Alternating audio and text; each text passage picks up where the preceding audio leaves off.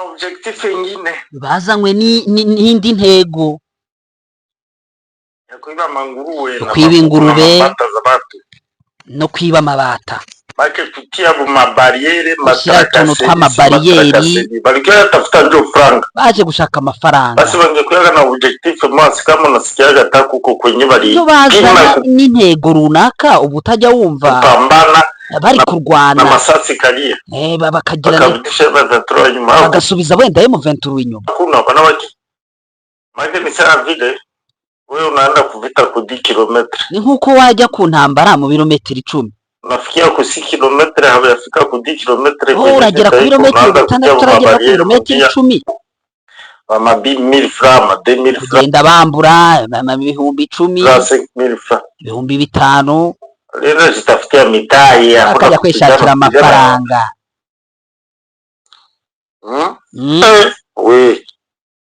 wewe utakuwa uko mpya au yagomanaga uza buri umuntu mushya urarwana na rimwe formation fulani ni ishuri wigeze wiga bya gisirikare kwanza kuko binye bari katika mikono kuko ntabwo urabona bacitse amaboko abacitse amaguru munyaritoka kirico kimoya abavuye mu ijisho munyile kamuguru kariruka abakaguru kasimbutse na katika morale ibyo ngibyo ntabwo nta basirikare barimo. Bonsoir bare no musalama amakuru yanyu kunoriza bare bazalendo nibwo muri kubaza amakuru y'abazalendo bare betu wa Manyema barikia grupu njaya baya bacu bavuye Manyema banyuze muri iriya nzira barikia grupu njaya baya barikijia kanjia ya Mwenga ku banyuze mu nzira ya Mwenga karibu kufa na njala benda gupfa kwicwa n'inzara ndio message ili nye barituma niyo makuru babugereye na gouvernement provincial eri ba FARDC na gouvernement y'intara nta niki bamariye tuma na nationale hakuna chochote cyose nta karibu kufa ndio message barituma message iko mu urgence kabambare hivi ya mande kumule ya doctor solution ya bari kugira ngo babashakire ibisubizo aba bangara bazarendo umari batuma nayo mari batuma se batumi makuta wabohereje ninde wohereje saba nabaha amafaranga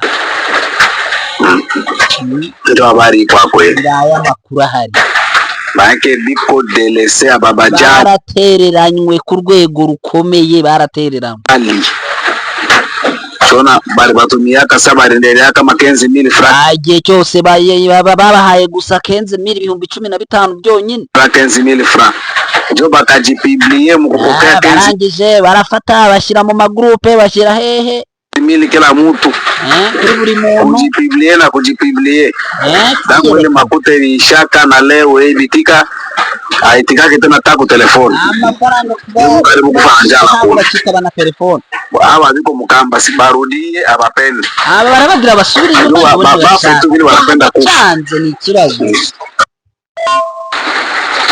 Bonsoir bwana Amuri, habari yako? Salama bwana Amuri. Unajua bwana Amuri Sake uzisake ilifanyaka miaka ngapi kwa hiyo kamatika? Uzisake imyaka yamaze tarafatwa. Sake ilifanya karibu mwaka mzima na nusu. Sake maze mwaka hafi n'igice karibu Sake mwaka mzima na nusu. Mwaka n'igice. Ndio Sake. Ndio Sake. Probleme yenyewe iko comprehension yenu ndio haiko sawa. Kibazo gihari ni imyumvire yao. Sawa. Anasema hivi musikie kwa sasa na sigaro mzuri. Tuambie kwenye M23 ilishakamata kwenye wazalendo banabatosha. Ati aho M23 yafatiye aho abazalendo babakuye. Ndio muoneshe ni quartier yenye ikamataka wazalendo bakaya bakabafika bakawatosha bakabakeka ndio uoneshe. Hanyuma ngo wenda abariho uyerekana uvuge ko ngo abazalendo ari indwaye.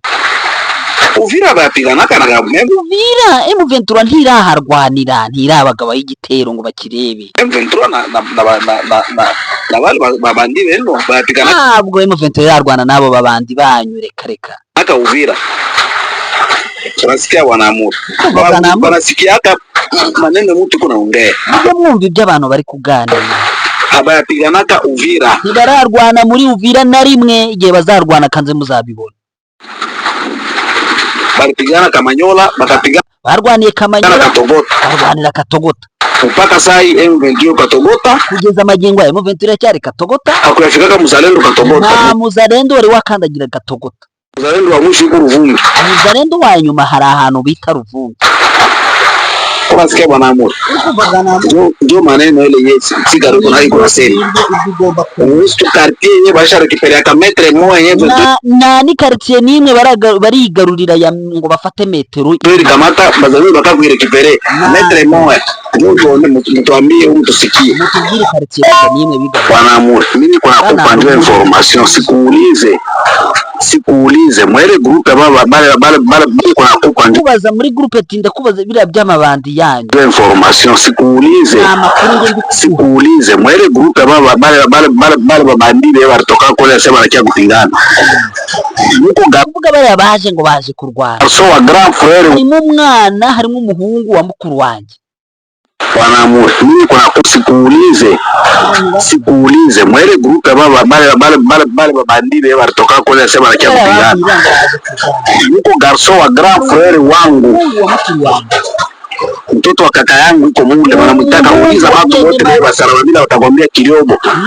Salama biru zaba za kubwira witwa Kiliobo. Ni mtoto wa kaka yangu mie ule Kiliobo. Tena baba yake tunachangia familia turavuka na moya na mama yetu biko familia moya. Mimi baba yake na ule Kiliobo iko kule kwa Kamituga.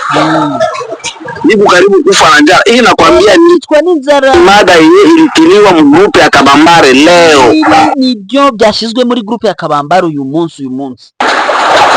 Njia declaration ile wanasema kule maana kule na barakuwa na decision ya kurudi. Nuko bafite ngo gahunda yo gusubirayo, bafite gahunda ngo bagiye gusubirayo. Ndia. Nipo ngatena nini batu yetu kutafuta kutoka kwa kikuli. Maisha mariza bigiye kwicwa na za bwaki mbese urumva mashamba yote ababa banyindu kwe mukata bisamuni na kwibi bisamo ibinyamunyu by'abandi bitoki by'abandi na mukata ngazi no guca ibiti by'amavuta by'abandi.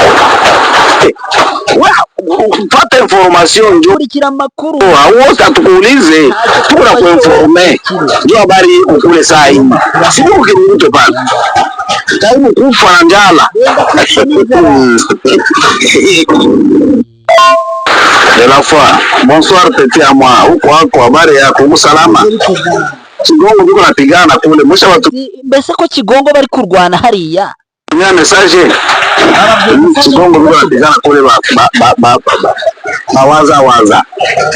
waza ba Kigongo pale ku kilometre na Uvira metro bitari hejuru y'10 na Uvira ko ari ho bari ku kilometre na Uvira pale Kigongo kwanza ukatia kumunima dayeru utekerereje ko hariya kuri Monima ni kilometro 8 bitandatu metro na kumona kuna pale kuna Kalundu siporo ya Kalundu ku cyambu cya Kalundu au sisi hiyo kama sisi ile wiki ni huko mbali sana ni huko kumonima huko ndio tunaweza kutia hata kwanza ile visa na ni sisi na pale Kalundu kwa wazaliwa napigana kule mrishaba nibale batayo mrishaba ndia baachi kupigana bari kure mwebwe ba komanda batose mwababujije kutarwana bana barafia nini hapo kwa hapo bana kubaza lendo bari gupia nini pea pengo na tuna rampu kwa mbele devoir droit après barafia nini ndio mtuambie ngayo nguko bakunzi b'Intare official n'ubundi nuko dutangiye aho ngaha mu by'ukuri twari twamaze kuba twinjirira ndani kwa ndani ikitwa Wazalendo ndani turi gukurikirana na makuru mu by'ukuri y'ubutasi aho tuba turi kwinjira turi kumva ibyo bari kuganira ndetse nuko baba bari kwinegura n'imirwano ikomeye cyane yaje kwaduka ndetse nibombori ndetse iranakomeje aho iri guhuza ikitwa Wazalendo bo kwa Rene Itongwe ndetse nabo kwa General Yakutumba bakaba bari kurwanira bari guhondagurana bikomeye cyane ndetse mu gace ko bita Kigongo gaherereye nkuko ababigarutseho gaherereye mu birometero bitari hejuru ya 6 ndetse na Uvira kugeza magingo ya ubwoba ni bwose muri Uvira ndetse access zose zo mu nkengero za Uvira abaturage bakomeje kugenda abahunga. Ibi ngibi byabaye nyuma yuko Kinshasa havuye ikitwa akitwa ikintu nshobora kwita nka telegram, wenda niba nakita telegram sinzi uko ndi bukite, cyangwa se itegeko ryaje rigaragaza ngukuriye Wazalendo ko ba Wazalendo bakuriranye bamwe ukuntu bagiye bakurira abandi, ndetse bikaba bitari kugenda bivugwaho rumwe, bikaba byamaze kuba biteza amakimbirane muri bo. Kugeza ubu ngubu amakuru dufite ubu ngubu nuko kugeza ubu amakuru yavuye Kinshasa bavuze ko officiellement ababaye sélectionné bakuriye ikitwa Wazalendo muri Fizi ndetse na Uvira, harimo witwa Messien William muri Yakutumba, harimo uwitwa Rene Itongwa Lundo, akaba bo bita Messier Kandama John Kasimbira, ubwo buriya ni makanaki ni Kasimbira John, uyu nguyu akaba ari we kugeza amagingo aya ngaya abakuriye. Kugeza ubu rero hari abatari kumva, hari abatari kugira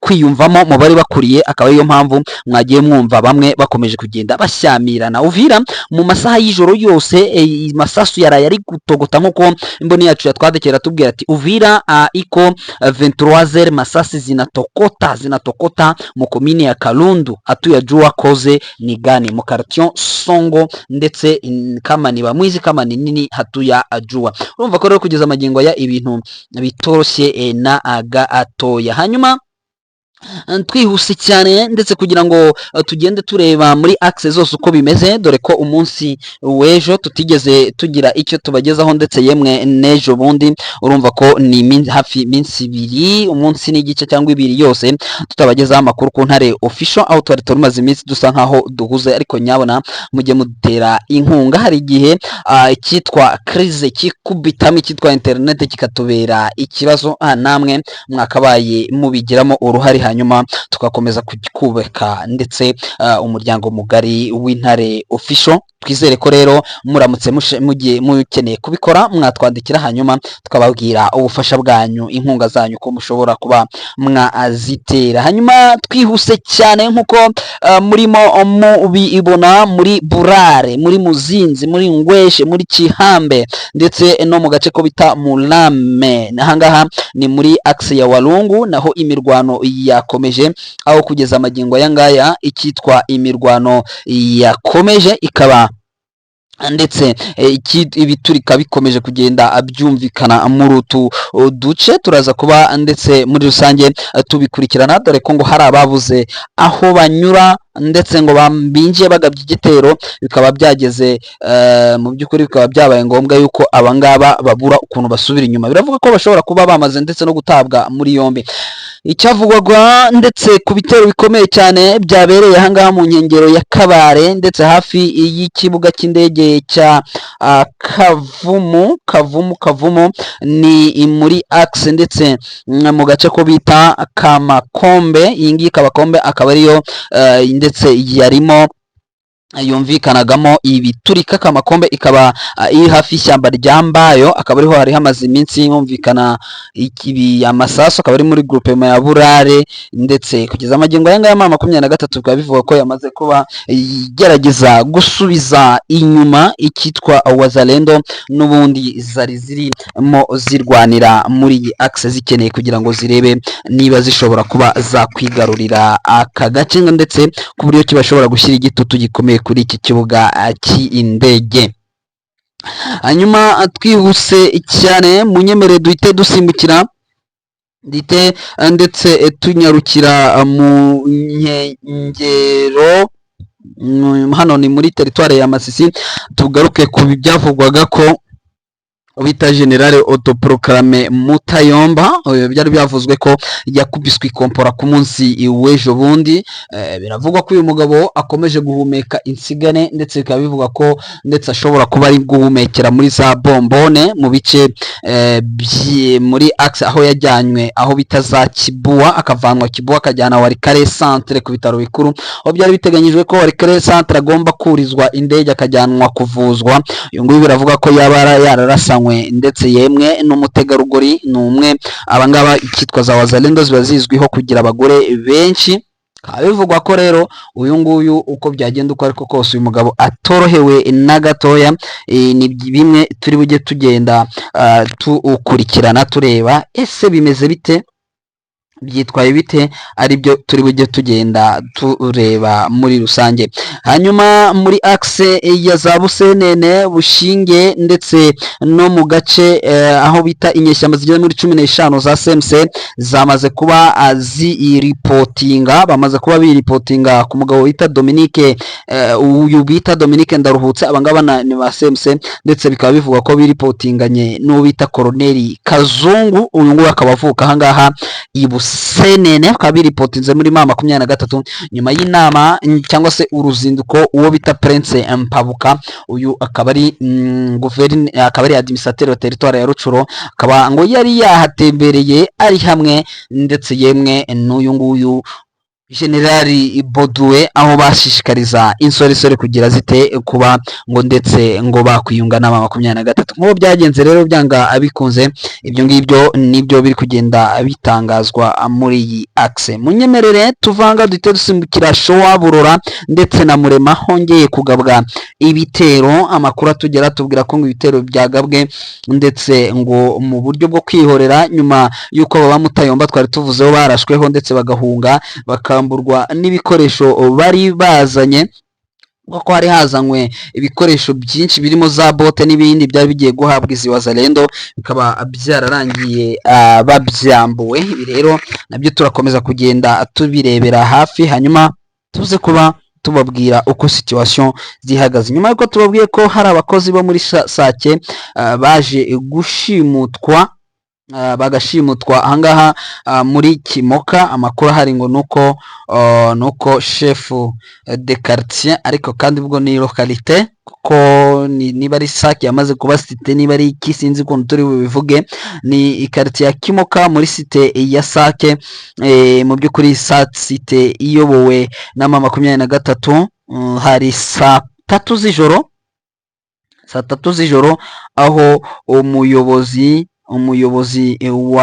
w'iyi quartier cyangwa se chef de localité, ariko ubundi ni umuchef coutumier, yaje kwicwa. Akaba yitwa Kibiriha Bauma, akaba yishwe arashwe, nkuko amakuru atugera tubwira ko ngo yaba yarashwe n'abasirikare cyangwa se n'inyeshyamba za Wazalendo zimushinja ngo kuba ari umwe mu bashishikariza insoresore kuva mu ishyamba, ngo ndetse agakorana naye mu 23. Uyu nguyu rero akurikiye undi mushefu nawe warashwe na Wazalendo zigerageje kwiyemfiltra, akaba yitwa Charles Karibiri, akaba ari chef de village wa Marehe. Uyu nguyu rero Marehe ikaba iherereye nayo muri groupe ya Kamuronsa, yemwe n'Ikimoka ikaba iherereye muri groupe ya Kamuronsa. Uyu nguyu akaba yararashwe ndetse nawe uyu nguyu akaba yaje amukurikiye. Umutekano muke n'ubundi ukaba mu by'ukuri ukomeje, haba ahangaha mu mujyi wa Goma ndetse no mu nkengero zaho. Andi makuru y'umutekano muke akatubwira ko umumotari uzwi ku izina rya Bahati nawe yishwe akarasirwa hafi y'ikigo cya Saint Junior muri quartier ya Buhene, ahangane muri territoire ya Nyiragongo. Amakuru atubwira ko ngo abangaba ngo bamurashe barangije barirukanka, kugeza amagingo yanga y'ibingibi bikaba bitaramenyekana. Undi nawe akavuga ko hari uwitwa Nyamuseka Kashama nawe ngo warashwe. So ni bijyanye n'umutekano muke ukomeje kuba mu mujyi, mu nkengero z'umujyi wa Goma, yemwe ndetse no muri territoire ya Nyiragongo. Ibi ngibi akaba ari byo ndetse byatumye habaho inama ya guverineri ivuga ko abaturage nabo bagomba gukorabora bya hafi, uburyo buri étroit traitement, bagomba gukorabora, bagomba kuganira n'inzego z'umutekano kugira ngo haboneke igisubizo gishobora kuba cyaba kirambye ku bijyanye n'umutekano muke ukomeje kugaragara mu bice bigiye bitandukanye. Hanyuma wenda twerekera ku musozo, biravugwa ko hari satellite yakomeje kugaragaza yuko ikirunga cya Nyiragongo gishobora kuba nacyo kiri en ébullition, cyatangiye gusohora imyuka mibi. Iki ni ikirunga cya kibasira umujyi wa Goma, yemwe kikibasira n'umujyi wa Gisenyi. Ibi rero biravugwa ko iyi OVG cyangwa se Observatoire Volcanologique ngo bakomeje gukora ibishoboka byose kugira ngo barebe niba ibijyanye n'iby'iki kirunga ngo bajya batangira amakuru ku gihe. Hanyuma tugana ku musozo, tubabwire ko muri Pinga naho ngo muri iki gitondo haramutse humvikana urusaku rw'amasasu, aho ngo abaturage bakomeje kugenda bahunga berekeza muri Pinga, muri bwa buryo bwo FARDC n'abambari babo bashakaga kugira ngo barebe niba bashobora kuba bakwigarurira cyangwa se bakwegezayo M23 ishobora kuba yaramaze kuba ibegera cyane ngo ishaka kwigarurira centre ya Pinga. Reka rero mbashimire kuba mwabanye nanjye muri aya makuru yacu yo murabizi ko nakagaruka, twizere ko turi hamwe makuru yacu nakagaruka. Ciao ciao.